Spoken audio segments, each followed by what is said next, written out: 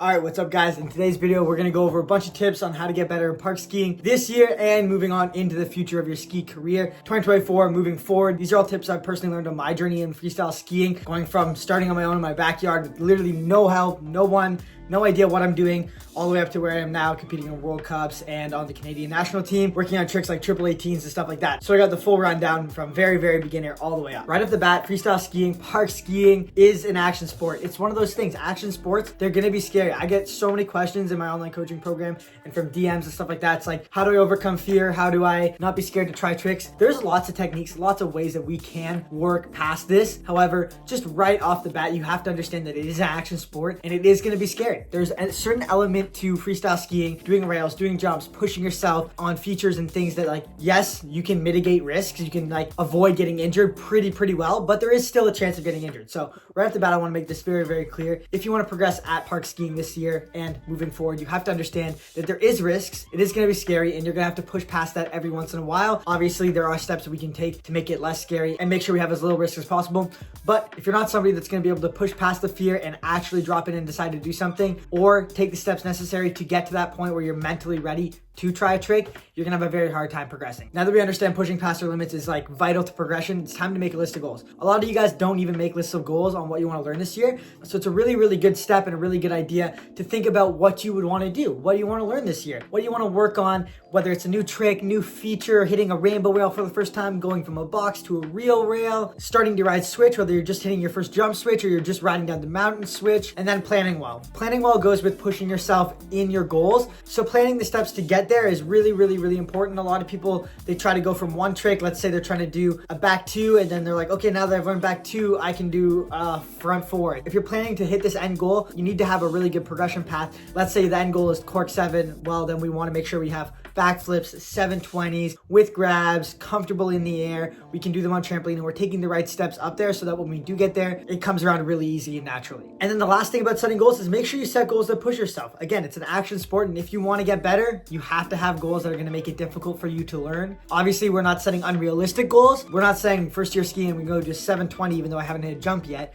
but we are saying, okay, first year skiing, I'm gonna do my first 360, maybe my first 360 with a grab. Like, these are realistic goals, and this is what you should set for yourself. A lot of you guys starting in park skiing, it might be your very first year, second year, you won't actually have a coach or somebody to give you feedback, so planning well is super important. You guys can find tons of material online on YouTube from other creators like myself, Bag of Tricks, Stomp Tutorials, and Ski Addiction. They all put out pretty decent tutorials to give you a good idea of how to do these tricks if you are learning on your own. If you guys want professional 24/7 feedback all winter long, you've come to the right place. On top of skiing, I run an online coaching program called Slope Academy. We're doing a massive Black Friday sale where I'm giving 5 people the opportunity to work with me all year long, one-on-one. They get access to all the tutorials, the exclusive Discord community, the weekly live coaching sessions, the monthly pro talks, the free ski giveaways, the gear discounts, all that good stuff for 50% off, which I've never ever done before. It's absolutely insane. That means you guys can get coached by professional skiers like myself and other freestyle skiers on the Canadian national team for literally $40 a month for an entire year. That's absolutely insane. All of us would charge like $70 to $100 an hour for an in-person session. And just for this Black Friday sale, November 20th to 27th, I'm giving 5 of you guys the deal of a lifetime. It's gonna sell out super quick. So if you're watching this video, go hit the link in the pinned comment or in the description and grab your spot. If they are already sold out, there will be deals on the 1 month and the 3 month coaching program. But if you get the opportunity to work with us for an entire year, you're gonna learn so much.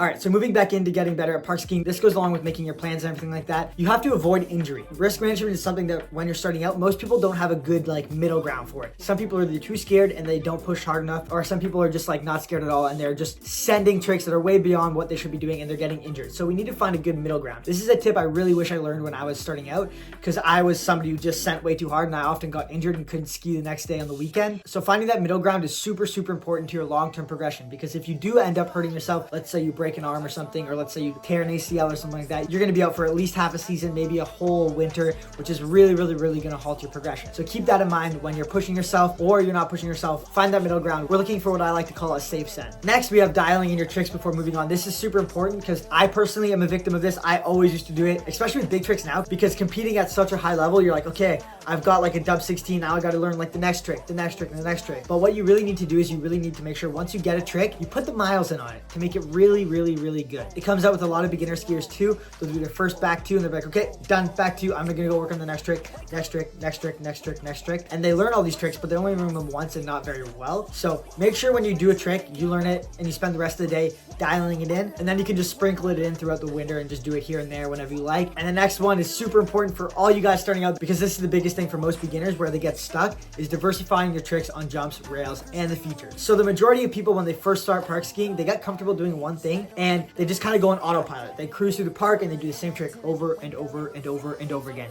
They see a down rail, they're super comfortable on down rails, they just keep hitting down rails and down rails and down rails. But they never actually take that step to hit the up rail or the rainbow rail or the down flat down, because they just get super comfortable with one trick. They really enjoy it, and your brain kind of goes onto autopilot when you're just cruising the park and you just start doing that. I personally had to set aside days of the week where I would only hit rails on that to make sure I wasn't sliding with my good foot forward all the time. Because I would always slide with my right foot forward on rails just because I'm better at it. It's more natural, it's more smooth. And when I'm just cruising and warming up, I always did this. So I would set aside full entire days or weekends to ride rails only on that. And I also used to do this for switch skiing as well. Spend the whole day just doing switch skiing tricks, both right and left, and trying to pick out different features that I hadn't really tried before. If you want to progress, you have to make sure you're trying different things and you're putting equal amounts of effort into tricks that you haven't tried or you're not quite as comfortable with, just because that's how progress works. Let's quickly run through all these tips on how to get better at park skiing. First of all, skiing is an action sport and it's going to be a little bit scary at times, and you need to be able to push past that fear. Having a good coach or a mentor, somebody like me online who's going to give you a little bit of feedback and say like, okay, I've seen you do this, I've seen you do this step, I know you're ready for this, the weather looks good this day, let's warm up to it doing these tricks, and then when you feel ready, let's go for it. It adds a little bit of confidence, but you're gonna have to push past that. Second, making a list of goals is really, really important to your progress, because you have something to follow, something to guide you on. And then after that, we have injury blocking your progression. You have to make sure you guys are progressing at a safe and effective rate. Obviously, accidents happen, but let's try to mitigate those risks as much as possible so you can spend the most time on your skis. And the last two are diversifying your tricks, making sure you're spinning different ways on rails, off rails, on jumps,